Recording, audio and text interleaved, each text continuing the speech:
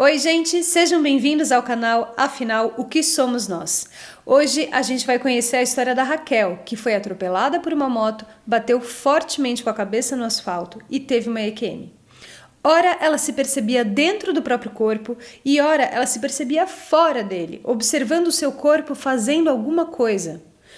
Mas então o corpo pode fazer alguma coisa e a consciência observar tudo de fora? Com vocês, Raquel.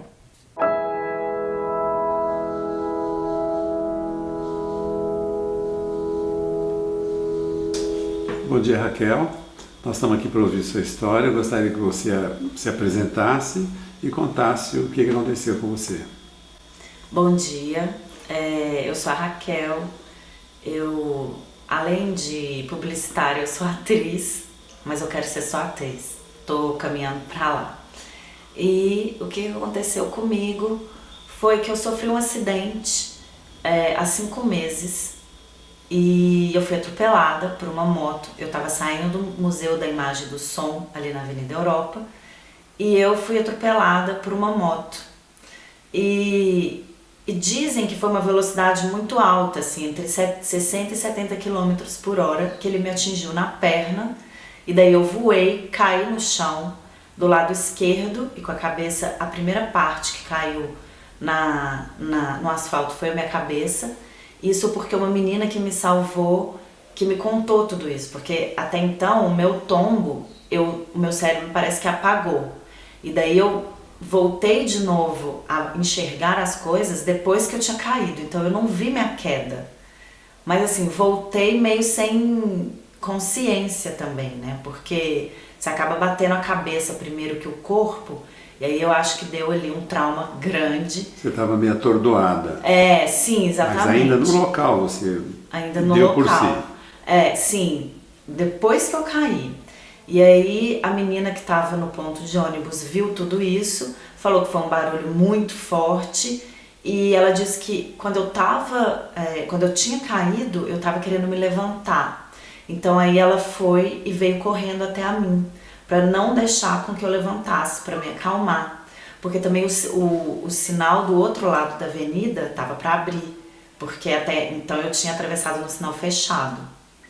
E aí ela veio para me deixar quieta, para eu não conseguir levantar. E ela falou que eu fiquei com uma cara muito estranha, assim, que tipo, parecia que eu ia ter uma convulsão. E aí ela colocou a mão na minha cabeça, eu tinha um corte muito grande do lado direito, e a mão dela saiu toda cheia de sangue. E aí, após isso, ela ficar lá esperando, o motoqueiro que passou por mim, ele foi e chamou a ambulância, e aí veio o paramédico do MIS, chegou até a mim. E aí ele me deitou no chão, colocou o colar cervical, fez algumas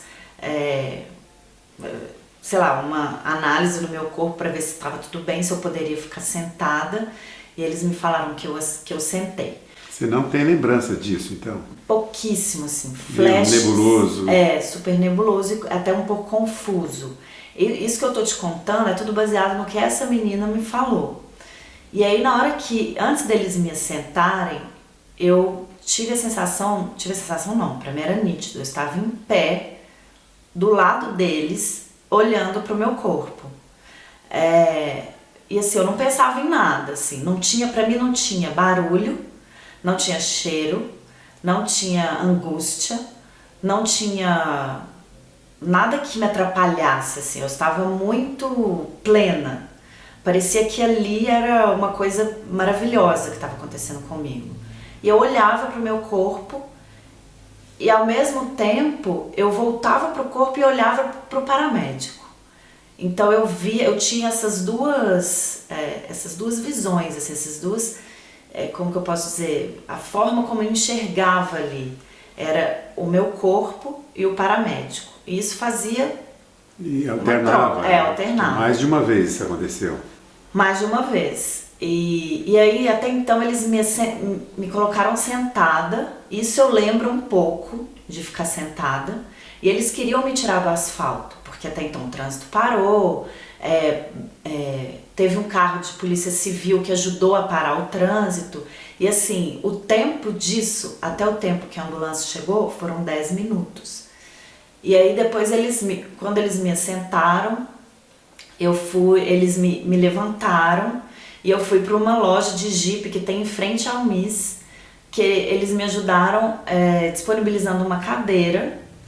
E aí eu sentei nessa cadeira. Só que no momento que eu sentei nessa cadeira, eu me vi de costas. Eu via nitidamente o meu cabelo, as costas da cadeira, e não via mais nada. Essa era a minha visão que eu tinha. E via as pessoas também a me ajudar.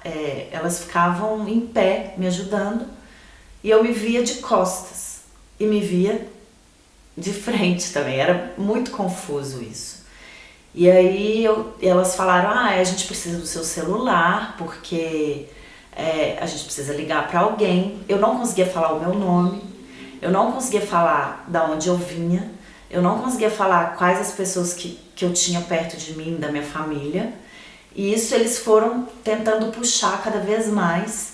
E aí eu fui e consegui falar meu nome. Só que a minha voz saía muito embargada. E consegui falar que eu tinha um marido e o nome dele. E aí eles falaram assim, mas a gente precisa do seu celular pra gente poder entrar em contato com ele. E eu não deixava eles pegarem na minha bolsa. Minha bolsa eu deixava ela assim...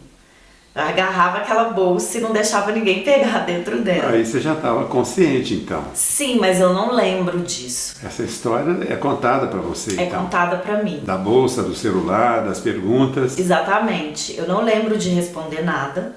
Eu lembro de eu tirando uma bolsinha da onde eu guardava o meu celular, abrindo essa bolsinha e tirando o meu celular. E aí eles disseram que eu digitei o código para desbloquear o teclado. Eu não lembro disso, de digitar o código. Eu não sabia meu nome. Você fez isso meio no automático, então? Super no automático. Eles pegaram meu telefone, ligaram para ele e aí a ambulância chegou. Quando a ambulância chegou, eu não sei qual que foi o momento em que eu fiquei deitada de novo, porque eles me colocaram naquela maca de ambulância. E aí na hora que eles me colocaram naquela maca, eles fizeram assim com o meu braço para me prender, isso eu lembro. Ali eu já comecei, parece que, tomar uma consciência maior do que estava acontecendo. Só que antes de acontecer isso, eu falei com eles assim, eu vou embora, eu vou para casa, tá tudo bem, eu vou pegar um ônibus. E aí eles falaram, não, Raquel, você vai pro hospital. E aí eu respondi, mas para que tudo isso? Tá tudo bem, eu vou para casa. Então assim, parece que ali eu já estava consciente que eu ia dali pro hospital. E que foi uma coisa que me chocou, assim, porque isso nunca tinha acontecido comigo. Então eu fiquei um pouco nervosa e queria voltar para casa, pegar um ônibus e voltar para casa. E aí eles me colocaram na maca e assim, daí eu comecei a ter a sensação de que a coisa estava séria e comecei a chorar um pouco. Não porque eu estava indo para o hospital, mas porque eu tinha certeza de que dali eu ia embora. Que eu não ia mais Teve viver. noção da gravidade do acidente. Eu achava que eu estava morrendo. E aí quando eles me colocaram na ambulância, eu vi um túnel branco. É como se a ambulância fosse toda redonda assim. E a menina tava do meu lado na ambulância. E antes de entrar na ambulância eu falei com ela, vai comigo, não me deixe ir sozinha. Eu não quero ficar sozinha. E aí, na hora que eu entrei na ambulância, eu via ela meio que flutuando. Eu não via o rosto dela, era como se fosse um vulto flutuando. E esse túnel bem iluminado. Essa menina que você está falando é que te ajudou. Exatamente. Socorreu, né? Ela ficou o tempo inteiro perto de mim, o tempo inteiro.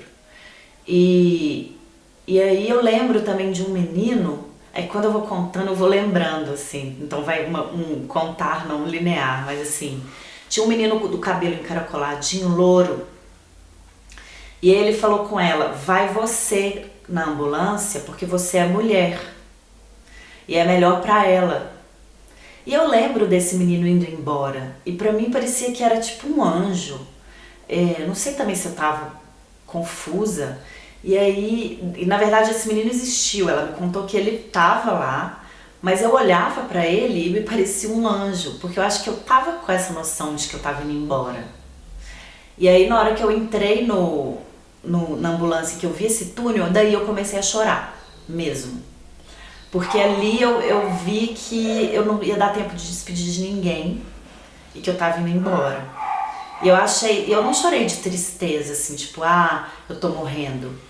Eu chorei porque não deu tempo, não ia dar tempo de ver ninguém, de despedir de ninguém. Porque o túnel te prenunciou alguma coisa? Sim, daí eu falei, eu vou passar aqui, daqui já era, assim, não vou mais ter, não vai mais ter volta, não vai dar tempo de despedir de ninguém, não vai dar tempo de mais nada. E aí eu entreguei, ou seja, essa parte que eu digitei código, falei meu nome, a única pessoa que eu consegui falar era o meu marido, ali no túnel eu entreguei. Eu falei, então, enfim, infelizmente estou indo embora.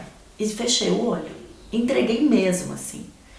E aí eu dormi, então do trajeto até o hospital, do MIS até o Hospital das Clínicas, eu não lembro de nada, ali eu apaguei. E quando eu cheguei no Hospital das Clínicas, eu tava tremendo a perna. E aí eles me perguntaram, você tá com frio? Aí eu falei que sim, que tava com muito frio. Aí eles foram, e daí a menina o bombeiro já dispensou a menina, já falou, obrigado por você ter vindo, por ter acompanhado, mas agora o trabalho é nosso. E aí me levaram para uma sala de trauma, e dali cortaram a minha roupa inteira. Eu só lembro de cortar uma parte da roupa, e assim, muito flash.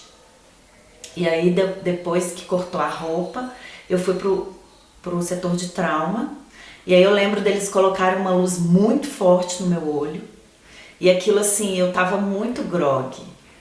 O meu marido, ele foi avisado lá no local do acidente, que eu tava indo pro Hospital das Clínicas, então ele chegou, eu já tinha tomado uma antitetânica, já tava entrando pra uma análise do trauma, daqueles aparelhos. Tomografia, isso, tomografia, já estava tendo uma tomografia do corpo inteiro. E aí quando ele chegou, eu estava recebendo uma luz no olho, eu não sei se foi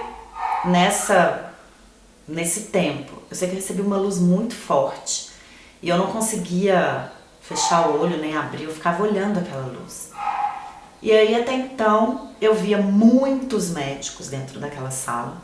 Eu não sei qual o tamanho da junta médica de uma sala pequena de trauma no HC, mas para mim aquilo lá tinha uns 40 médicos, assim, muita gente.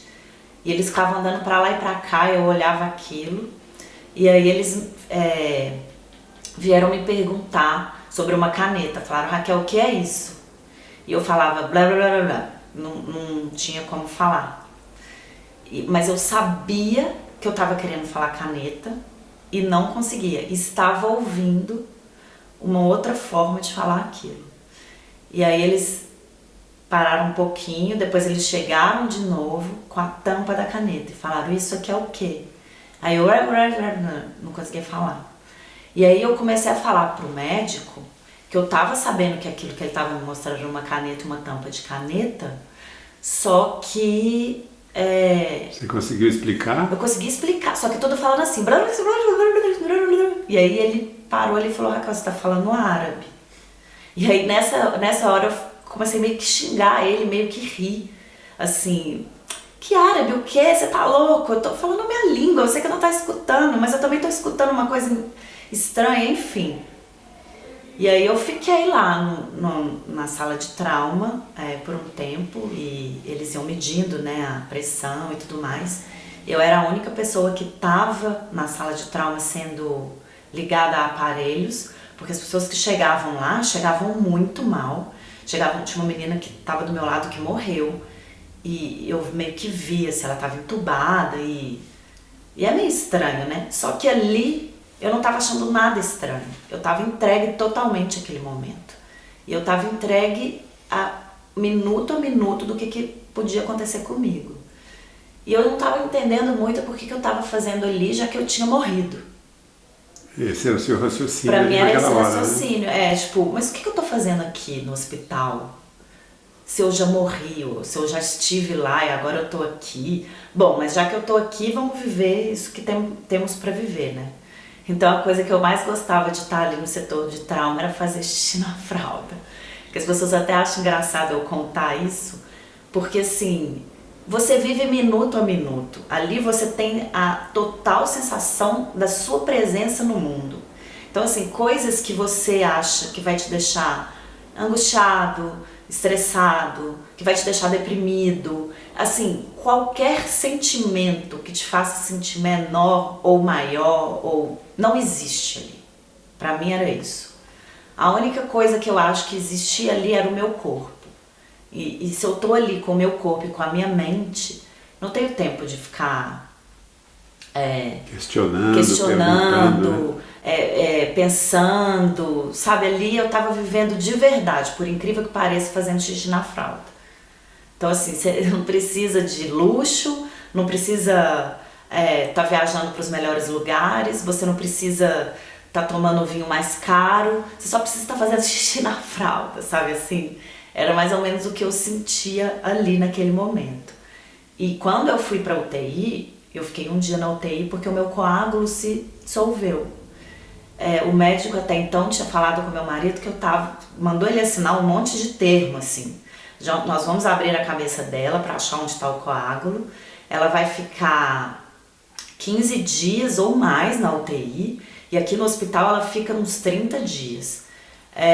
E aí a gente vai fazer isso, vai abrir a cabeça dela e a gente vai enfiar um catéter. Eles colocaram um catéter aqui que ia diretamente na aorta, mas que isso também poderia dar errado. Então tem 10% de chance de acontecer alguma coisa nesse procedimento. Né? Então você assina aqui, e ele foi assinando e muito preocupado comigo. E como eu estava tão ligada nessa questão da presença, de estar ali minuto a minuto, eu fui tendo uma força que nem eu sabia que eu tinha. Então na hora que eu fui para UTI, o meu coágulo se dissolveu, meus hematomas, eu tinha um hematoma do lado direito e o esquerdo aqui, então meus hematomas também foram sumindo, e eu na UTI tinha uma janela que dava um sol assim, e eu fui sentir esse sol, e aquilo para mim foi mágico, assim, na hora que eu senti aquele sol, o meu cabelo tava todo cheio de sangue, tava dando dread já de sangue no meu cabelo. Eu achava aquilo do sol a coisa mais incrível do mundo, eu tá podendo sentir aquele calorzinho assim no meu rosto. E já tava com catéter, já tava na UTI. E aí eu fiquei um dia na UTI, 6 dias no hospital, recebi alta e fui pra casa. Então assim, eu acho que eu fui meio que com essa noção de que eu tava vivendo ali cada minuto da minha vida e que eu tava dando muito valor por esses minutos. Ô, Raquel, a impressão que eu tive assim que, embora você estivesse numa situação de trauma, né, trauma psíquico e trauma de crânio juntos, né, naquele momento ali dentro do atendimento, você teve uma vivência, assim, parece que uma noção de realidade e tal. Mas você está falando de coisas que efetivamente aconteceram e você estava consciente daquilo, né? Você não estava fora do seu corpo. Uhum. Quando você descreve que a sala estava cheia de gente, por exemplo, você estava ali deitada de olho aberto, vendo todo mundo, né? Uhum. O momento que talvez tenha sido uma experiência, vamos dizer assim, extrasensorial, foi lá na rua. Foi. Que aí você viu o seu corpo, viu o atendimento, viu você de costas sentada numa cadeira. E sentada ali, você estava acordada? Você lembra disso, não? Como é que eles te colocaram? Sentada, provavelmente você estava de olho aberto. Porque, sim, a todo momento tem esse detalhe. Eu estava de olho aberto, a menina me contou que eu estava de olho aberto, desde a hora que eu caí no chão, mas que o meu olho estava sem brilho e parecia que eu estava em outra dimensão. Ela falou isso comigo. Antes de eu falar tudo isso com ela, que eu tinha sentido essas coisas, ela falou: o seu olho estava sem brilho algum e parecia que você estava em outra dimensão. E no primeiro momento, quando eu estava na rua, no asfalto ainda, que eles me perguntavam, eu não falava nada. Mas você ouvia? Não sei. Você está contando a versão de quem te atendeu, né? É.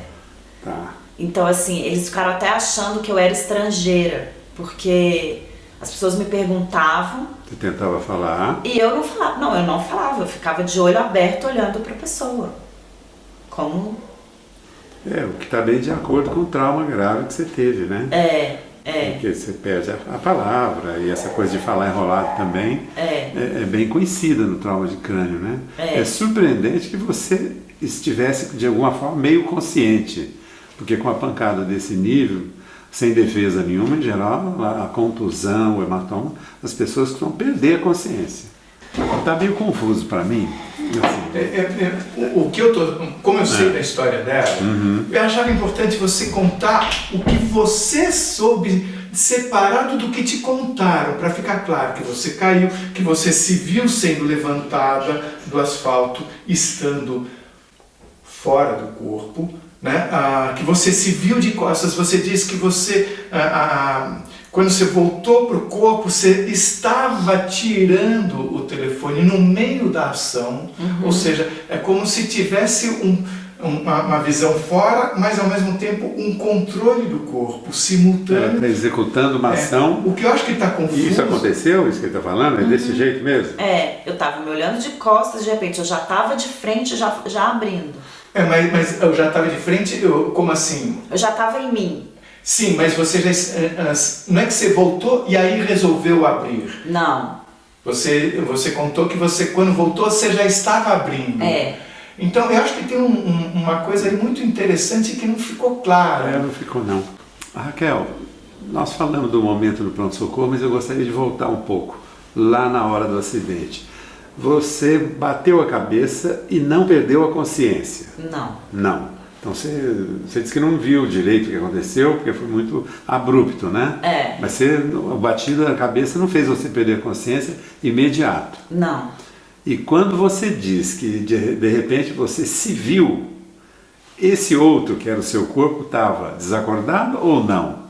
Na sua visão? Não, eu estava, por exemplo, na hora que o paramédico foi colocar o cordão cervical, ali eu tinha noção de que eu tinha sofrido um acidente. Porque assim, eu não contei, eu esqueci. Na hora que o motoqueiro bateu a moto em mim, a primeira coisa que eu falei foi: e morri. E aí voei. O cérebro ficou apagado. Caí. Voltei.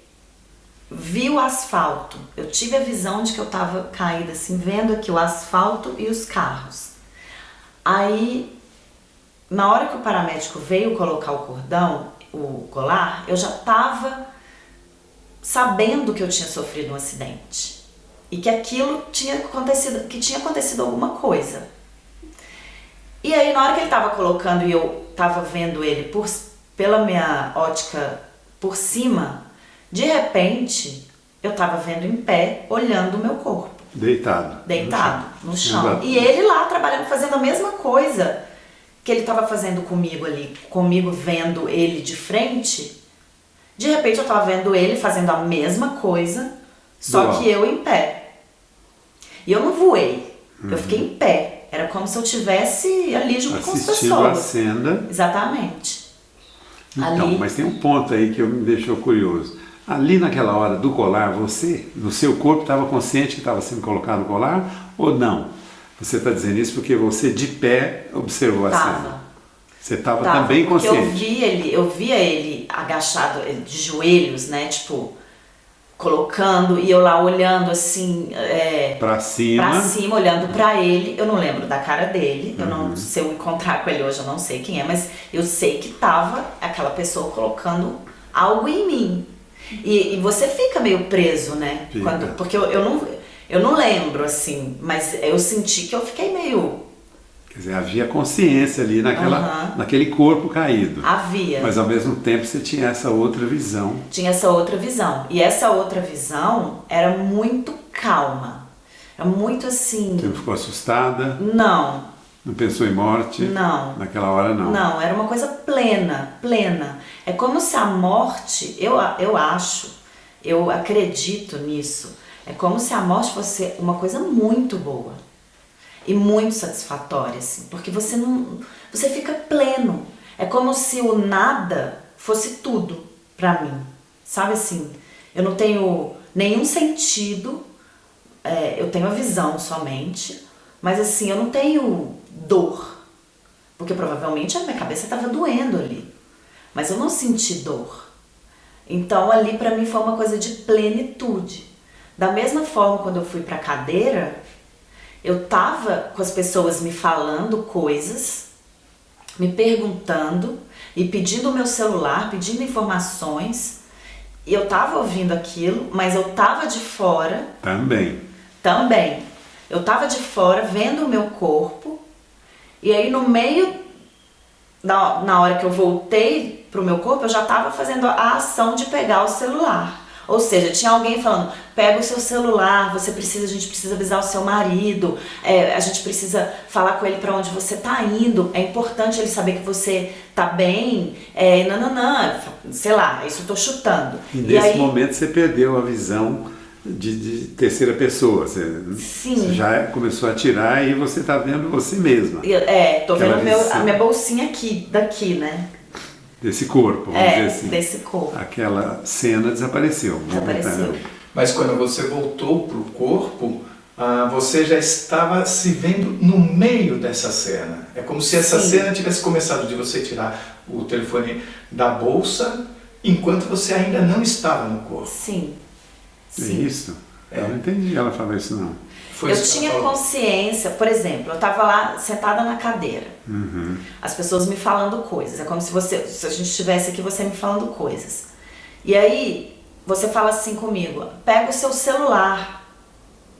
Aí eu vou, pego a bolsinha, nisso eu já saio de mim, vejo de costas, e aí continuo pegando a bolsinha, daí eu volto pra mim, abrindo a bolsinha.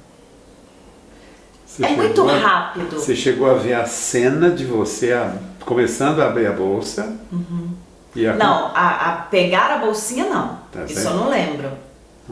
Eu vi, abrindo a bolsinha. Essa cena você assistiu? Assisti. Eu fiz, inclusive, eu vi. Isso era eu fazendo. Tá.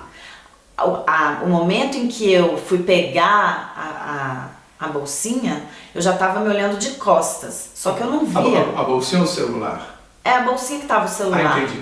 Porque o celular tava dentro dessa bolsinha, que eu precisei abrir. E por isso que eu tô lembrando tanto, porque eu precisei abrir. Eu não abri a bolsa e fiquei procurando o celular lá dentro, sabe? Tipo, minha bolsa tá cheia, deixa eu achar. Não, eu sabia que ele tava naquela bolsinha, ou seja, eu estava consciente. Só que nessa hora consciente, eu estava me olhando de costas. Na hora que eu volto à consciência de novo, eu tô abrindo a bolsinha. É muito... Por isso que eu abrir a bolsinha é muito... eu tenho essa imagem porque ela é muito significativa. É dali que eu tiro o celular. Agora... Porque a minha bolsa, na verdade, ela era uma sacola. E ali dentro daquela sacola jeans... tinha uma bolsinha. Aí eu peguei a bolsinha e abri pra pegar o celular. Isso foi assim, ó. Tum, tum, tum. Só que foi tum de fora, volta e dá. A noção de tempo, você teve essa... Quando você estava fora, você teve noção de tempo? Ou o tempo ali não queria dizer absolutamente nada? Não quer dizer absolutamente nada. Você falou que é muito rápido, mas também você não tem quantificar isso, não dá, né?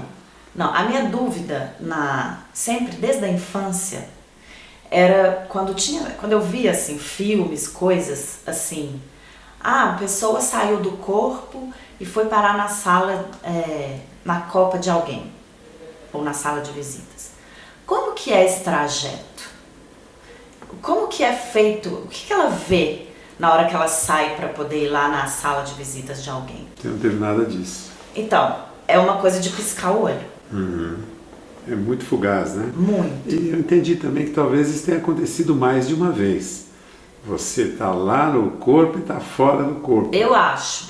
Mais de uma vez, isso ocorreu ali naquele momento da rua. Agora vamos ao túnel. Você viu o túnel na ambulância, mas não quis entrar dentro dele? Então, eu já estava dentro dele, né? A própria ambulância te dava essa impressão. Tanto é que depois que eu fiquei melhor, que eu voltei para casa, eu fui olhar uma ambulância.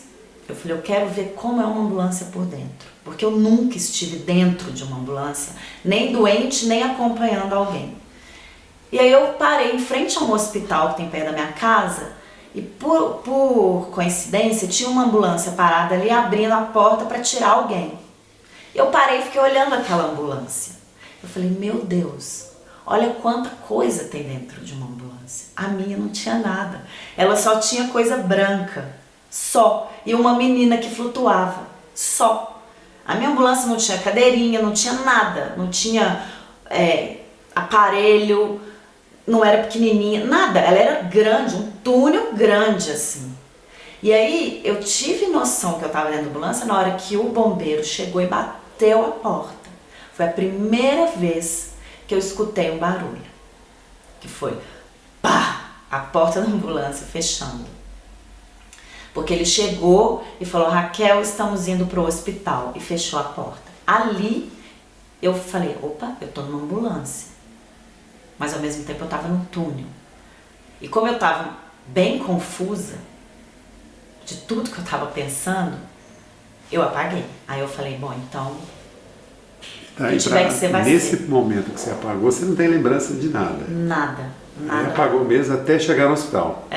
Eu gostaria de ter, assim, eu queria ver se por acaso eu entrei dentro daquele túnel e conversei com alguém, sabe? Isso, você não tem lembrança Não disso, tenho. de ter visto alguém, de ter encontrado, de ter ouvido alguma coisa, no seu barulho. Só da ambulância. Quando a gente está numa ambulância, Raquel, se você está semiconsciente ou às vezes consciente, tem o solavanco do trânsito e tal, você tem lembrança disso? Não? Nada. Então provavelmente você estava realmente apagada. Ali né? eu estava apagada. E apagada, com certeza, por causa do trauma, porque normalmente você evita sedação na pessoa que levou trauma de crânio, porque quando você seda, você perde o parâmetro, ela está afundando do ponto de vista da consciência pelo remédio, ou é o trauma que está agravando, né? Entendi. Então você estava inconsciente, consequência da batida na cabeça mesmo.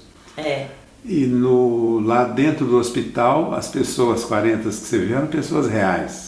Então, não sei. Você não sabe dizer, né? Não sei dizer. O meu marido fala que tinha uns 15 médicos me atendendo. Que é uma média boa para o HC, né?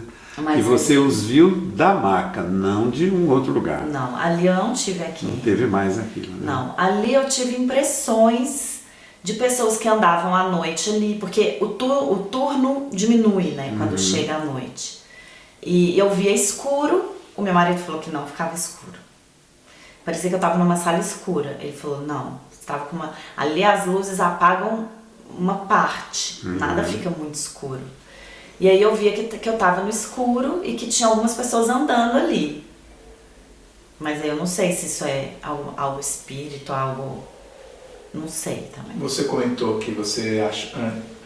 Onde seu marido falou que tinha umas 15 pessoas, você achava que tinha umas 40? Muitas pessoas. Tipo assim, tinham muitas pessoas andando pra lá e pra cá e cuidando de mim, cuidando dos outros. Porque assim, cabem 4 dentro dessa sala de trauma lá no HC que eu fui. E ela é pequena, ela não tem janela, né? Ela é uma sala bem pequena. Ali pra mim tava tipo, muito cheio. O fato de você ter tido um trauma de crânio, Raquel, essa história tem uma coerência enorme do ponto de vista biológico. Por quê? No trauma de crânio, a contusão, e você disse que teve hematoma, é pior ainda, né? A contusão é uma sacudidela do cérebro, a pessoa perde a consciência, fica confusa um tempão. Quer dizer, tudo que você conta está de acordo com uma contusão, a formação de hematoma, né? O momento estranho dessa experiência sua é na rua. E a ideia do túnel também é uma coisa que a gente não escuta isso comumente, né? Mas ver pessoas, isso você não viu nada, gente, ninguém falando com você, nada. E a experiência transcendental, que algumas pessoas descrevem em EQM, você não teve essa comunhão com o universo, achando que você era todo poderosa, que podia tudo, isso não passou pela sua cabeça? Não, eu tive essa sensação plena. Quando eu me via de fora, pra mim aquilo ali era a plenitude. E você não ficou assustada Não. com o que viu? Não. Você estava em paz? Em paz, exatamente, eu estava em paz. Tanto que, assim, depois que eu voltei para casa, eu não conseguia pensar em vida. Eu queria falar, gente, por que que eu não... Eu tava pensando, por que que eu não morri? Porque é tão bom morrer, assim, o que que eu tô fazendo aqui? Senti uma dor de cabeça, eu tive que voltar no HC depois que eu fui pra casa, porque eu tava sentindo muita dor de cabeça. No pronto-socorro fui lá, tomei remédio na veia. Então assim, é muita dor, é muita dor. Coisa que você não sentiu na hora do acidente. E assim, no HC, o meu marido falava que eu ficava com a mão o tempo inteiro na cabeça. Eu nunca senti tanta dor de cabeça na vida. Isso já no primeiro dia após o acidente, ainda na UTI talvez, né? Ficava com muita dor. E depois, quando eu voltei pra casa, tomando remédio e tudo mais, muita dor. Então eu queria morrer. Eu falava, gente, morrer é o que é bom. Quando você fala isso, Raquel, você está falando naquele espaço, aquele lapso de tempo ali da rua. É ali que você sentiu que estava morta? Sim. Por ver o próprio corpo? Sim. Na ambulância não, talvez dentro do pronto-socorro também não. Mas na rua? Na rua, sim. Você teve essa convicção? Eu tive essa convicção. Tanto que eu chorei, por causa que eu não chorei porque eu estava sentindo dor ou porque estava sentimento. Até a forma como eu chorei foi diferente. Agora, eu gostaria de perguntar para terminar o seguinte. A maioria das pessoas que passam por isso dizem que muda a forma de encarar o mundo. Elas ficam mais ligadas numa espiritualidade, mais propensas a estar mais próximo das pessoas, desapego a coisas materiais, mais ou menos isso. Eu gostaria que você falasse alguma coisa a esse respeito. O que resultou da experiência quase-morte para você? Então, foi uma experiência muito difícil depois que eu fui para casa e fiquei pensando sobre o tanto quanto somos efêmeros na vida, o quanto parecemos um sopro de uma vela, assim, tão rápido. Eu lembro de todos os meus passos saindo do MIS, indo no banheiro, depois indo tomar um café, depois saindo da porta do MIS, sem saber que na hora que eu fosse atravessar, eu iria morrer, assim, poderia ter morrido, poderia ter caído de uma forma diferente com a cabeça, que aquilo poderia ter me levado.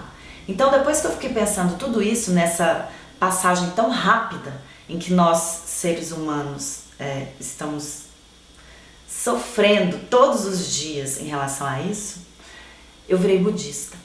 Eu estou acompanhando um grupo de budismo. Por quê? Porque eu fiquei tentando entender, não tentando entender o porquê de tudo isso, mas assim, tentando entender em que aspecto eu posso me melhorar no mundo, ou na minha comunidade, ou nas pessoas em que são as minhas amigas, ou nas pessoas que eu possa vir a ser amiga. O que eu posso me melhorar e tentar melhorar o outro, para que esse mundo nosso fique pelo menos um pouquinho menos angustiante, mais habitável, de uma forma em que a gente possa curtir essa vida com toda a nossa garra e com tudo aquilo que a gente tem de força para poder viver. Porque se deixar, eu entro num abismo, assim. Se eu ficar pensando muito que eu sou tão efêmera, eu entro num abismo. Então o que eu vou fazer? Eu vou correr atrás e vou ir de encontro ao que me dá muita felicidade e muito prazer. Não ficar uma pessoa que só pensa que a vida é uma alegria, não. Vão ter momentos ruins, sim, mas como eu posso enfrentar esses momentos ruins de uma forma melhor? Como que eu posso viver essa vida de uma forma em que, na hora que eu morrer, eu falo, ai, graças a Deus eu vivi bem. Eu falo até em Deus aqui, mas eu nem sei se eu acredito em Deus. Eu nem sei se eu acredito que existe vida após a morte. Eu não acredito, não sei de nada. O budismo, tá, virei budista. Tô aí seguindo uma filosofia que vai melhorar minha cabeça de alguma forma. E perdi totalmente o interesse em bens materiais, assim, já não tinha muito. Nunca fui muito ligada nessas coisas materiais, e agora então, assim, muito menor. Tipo, isso não estava muito claro antes do acidente para você, como está agora, né? Não estava. É porque a gente sempre fala assim, para morrer basta estar vivo. Todo mundo fala, né? Tem esse ditado, todo mundo já conhece isso. É a única certeza que a gente tem na vida, tem a coisa padrão de todo mundo, né? É a morte. E que eu acho que também nem é uma certeza, porque para mim poderia ter acontecido ali, não aconteceu. Então, queria aproveitar isso que você falou para te fazer a última pergunta. O medo da morte, você perdeu o medo da morte, que é uma coisa quase que instintiva do ser humano, né? As pessoas que passam por EQM costumam dizer isso. Não significa mais nada. Não, mais nada. Se eu morrer, vai ser ótimo, inclusive, assim. Não pelo fato de morrer, porque... O medo desapareceu. Desapareceu. A gente tem muito tabu para falar da morte, sabe? É muito tabu. E é uma coisa que faz parte de você. Tá aqui, tá entre nós e a gente precisa encarar isso como uma forma também de viver. Mas essa convicção é depois. É depois. Eu não tenho medo nenhum da morte. Eu tenho medo, sim, de sofrer um sequestro, uma tortura, coisas assim, violência. A morte não é o fim, então, na sua opinião? Não. Não é mais? Não é mais. Você disse, sim, que a sua visão de mundo mudou, né? Isso é bem comum nas pessoas que passaram por EQM. Mas você acha que você adquiriu alguma sensibilidade extra do que você tinha antes? Estou te perguntando isso porque algumas pessoas dizem isso. Depois da EQM desenvolve uma certa premonição para alguns, uma captação, um radar mais aberto. E eu gostaria que você falasse alguma coisa sobre isso. Sim, eu desenvolvi. Eu já era uma pessoa bem sensitiva. E agora, então, eu tô extra sensitiva, eu tenho até medo. Disso eu tenho medo. Eu penso alguma coisa e aquilo acontece. E eu ainda me assusto com isso. Eu tenho notado que a minha intuição está muito maior do que eu tinha antes, né? As pessoas costumam falar que as mulheres são mais intuitivas, que tem aquela questão do sexto sentido, mas que pra mim mudou muito. Pra mim eu tô muito mais intuitiva e eu tô bem aberta para questões espirituais, assim, sem medo. E uma coisa que mudou muito foi a minha capacidade de fazer trabalhos manuais. Eu não conseguia trabalhar com a esquerda. Hoje eu consigo trabalhar com a esquerda e com a direita como se fosse a mesma coisa. Eu não sei se isso teve a ver com esse período, mas eu notei que pode ser alguma coisa do meu cérebro, porque ele vem se regenerando, né? E aí pode ser que alguma coisa pelo lado esquerdo tenha melhorado, que foi exatamente o lado em que eu bati. Então, assim, trabalhos manuais, eu estou até em busca disso, que é uma questão até que está bem famosa agora, né, dos trabalhos manuais. Você não tinha esse interesse antes? Nenhum, não tinha paciência. E está tendo verdadeiramente facilidade maior do que tinha antes? Muita facilidade, assim. Eu fiquei até impressionada.